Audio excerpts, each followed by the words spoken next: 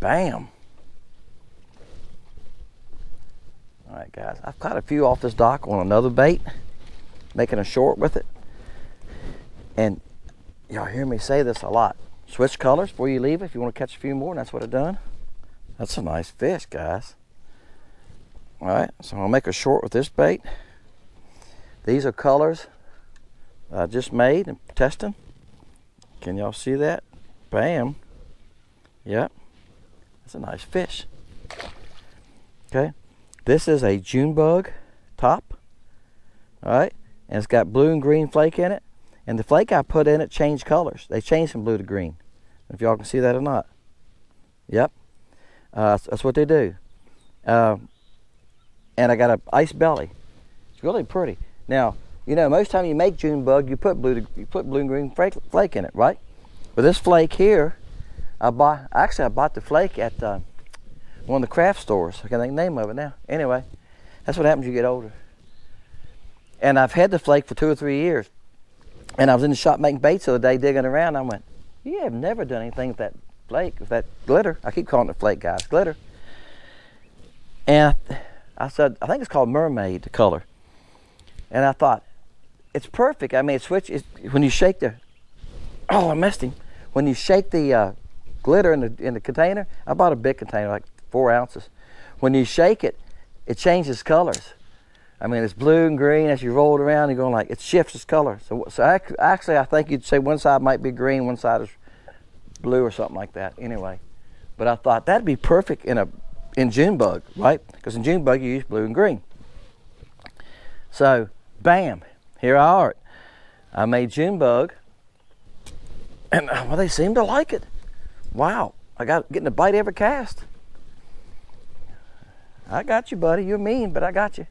And I'm using a 1/48 ounce head because I'll show you where the fish are, because I'm not fishing that deep. And I want a slow fall. I want them to have time to look at it and see it and run out there and get it. I don't want to go, shoo! And he goes like, what was that went past me, right? You got to give Crappie a time to run it down. I was watching Lake Fork guy last night. He was using a 1/8. He was catching them, but he was fishing 20 foot deep. So yeah, if you want to get it down there 20 foot deep, you need a heavier weight. So I understand what he was doing. 1/8 is more than I'd ever use. 1/16. He said he'd like the 1/16 too. I would have stayed with the 1/16. 1/8. I mean, you can't control it. Once it gets down, it wants to go to the bottom. If fish don't hit it, you can't control it. This bait here, I can roll it. I can reel it. I can say this. I can reel it slow, and it'll stay right where I want it. Actually, it'll start coming back up when I reel it, right? So, yeah, 1/8, if he's fishing that deep, he can reel it a little faster and it'll stay down there. So I understand what he's doing. I'm not used to fishing 20 feet deep, so, but I understand what he's doing. What I do here, instead of going deeper, if I can help it, I'm moving up the river. The water here, look, 72 degrees. When I put my boat in, oh, I messed another one, guys. They like it. When I put the boat in, back here in the creek, it was 84. So the channel here stays cooler most all summer long because they make electricity on our lake. Y'all hear me talking about fishing moving current and fishing the river end? I'm in the river end. That's what I'm doing today.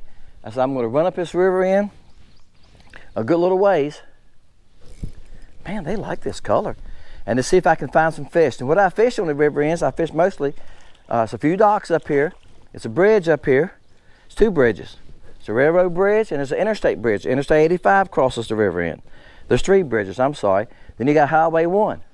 I fish those bridges and I fish stump fields. I get where there's stumps that are in deep water. And I mean stumps are in 14, 16 foot of water. That's a baby there. That's what I fish in the river end, all right? I don't know why I cut the camera off. I'm getting a bite every cast.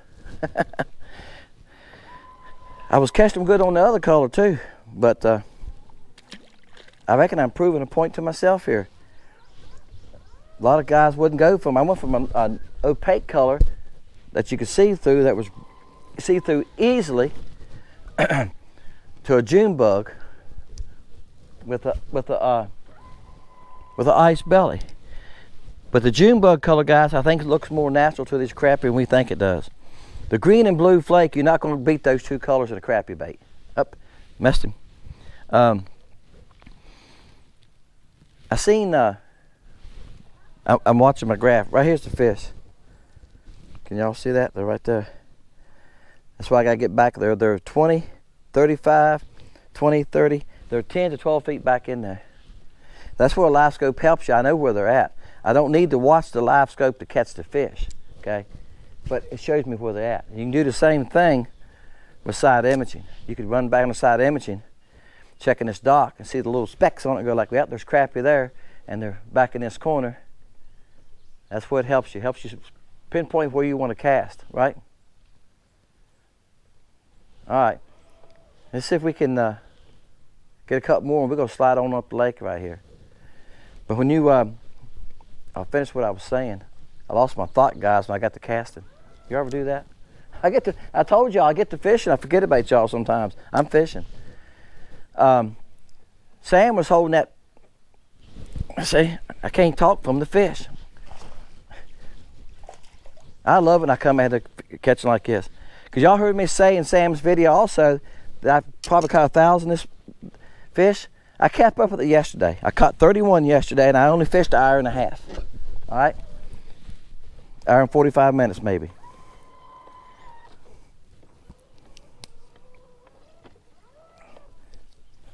Well, come here. I thought I was going to get it in his gill, guys. That's why I got quiet. He's a baby. It went through his plate there. I caught 31 fish. And it's on a short evening trip. All right. This morning, I hear fishing. That makes 18 right there. And I've been out here an hour. All right. But Sam held that crappie up in the video when him and I fished together, and he was spinning it in the sun.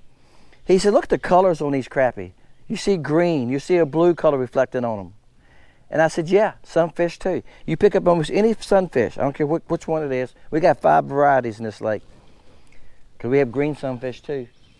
And you pick them up, sunfish, brim, any of them, start spinning. They got orange on their neck. You'll see blues, you'll see greens. I think that's why the blues and the greens in crappie baits work so good. Because they will eat baby sunfish, guys. Don't think they don't eat. You got the sun perch are bedding right now in this lake. And so about the next 2 weeks, there's going to be little sun perch running around. Don't you think they don't eat them? In fact, I think I watched Richard Jean a couple of years ago catch some little sun perch like this, and he used them for bait and caught crappie with them. Crappie will eat anything, baby sun perch, baby bass, guys. If it's a small enough to get in their mouth, they're going to eat it. The biologist said on Crappie Connection that a 1 pound crappie can eat a 2-inch shad or something, no problem at all. You know, 2 or 3 inch shad. He said if it'll go in their mouth's that big around. He said if it'll go in there, if they can get it in that opening in their mouth, they can eat it.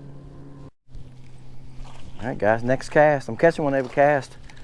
That makes it. This is the second time I ever used this color. I used it fishing with Sam, like I said in that video, and I threw it and caught 1 or 2 on it, and I switched. I was just jumping some colors and jumping baits. Oh, in that video. I wasn't fishing with any certain bait. I do that once in a while. I'm just fishing. I'll catch one. I have different baits on different rods. All right, I'm gonna catch one more with this, and I'm going on up the river, guys. See if I can find some more fish. This school right here has been great. It's about 25, 30 maybe, and they're active. They're hitting me like nothing. It's hard to leave them.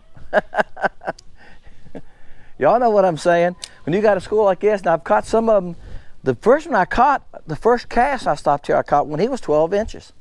So I know a few decent ones here, but it's hard to leave a school like this when they're active. I can't get to it right. My boat's blocking me. I gotta move my boat. They're back in that corner. See, they're not on this front. And that's another thing, guys. I just showed you that. I just showed you something. You can't throw where they're not at and catch them. They're back in that corner. They're back there. And see, I threw here in the front. I can't get back there far enough. I was fishing from that side when I started, and I caught some. But after I caught some, they shifted this way. They're back in this corner right here. And if I don't put oops, I hit my motor. All right, if I don't put my bait back in that corner like that, and come down alongside this dock. See, they're in the shady part back there.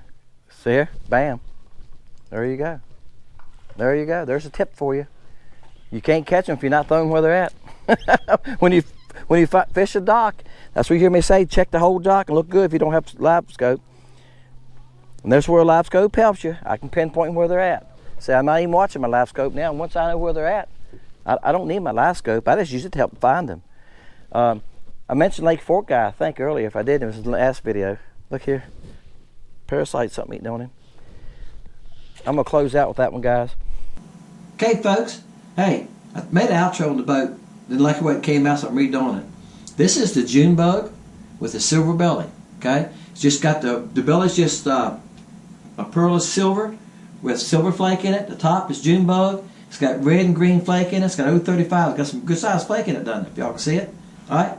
This bait worked just fine. Our visibility here, water visibility is about 2.5 feet. And I think this would work up maybe to 1.5 to 2 foot, okay? It's not a real deep June bug. Very good bait. Caught plenty of fish on it. Worked just fine. Guys, I'm going to be moving a lot of my colors into this bait shape, this LC Shad from the stinger. I'm going to quit making them in the stinger. I've already started making Wally and a couple other colors in this bait. When they run out, I'm out right now on Wally in the stinger. I'm not going to replace it.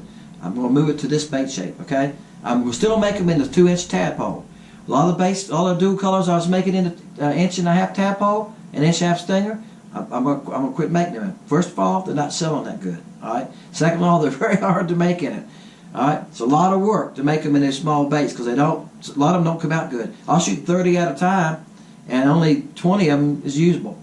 The other 10 I lose because they don't shoot as good. This mold was made for dual colors, and it just shoots so good. I'm just amazed. It makes me look good. This mold makes me look good. All right, guys, appreciate y'all. Hope y'all enjoy watching the videos. Like this fall, I'll have sometime in September, I'm going to have about 4 to 6 new colors coming up in the LC Shad, dual colors, okay? I got Star coming. I got one I made today I'm looking at. I got one I just showed you on the Wednesday night video. That's a blue with the chartreuse belly. So y'all look forward to that. And if you watch my videos, you're going to see some of the new colors as I go along, okay? And so you'll be ready for them. When I put them on this fall, you'll know what they are. Appreciate y'all guys. See you next time. Fishing Lake Country.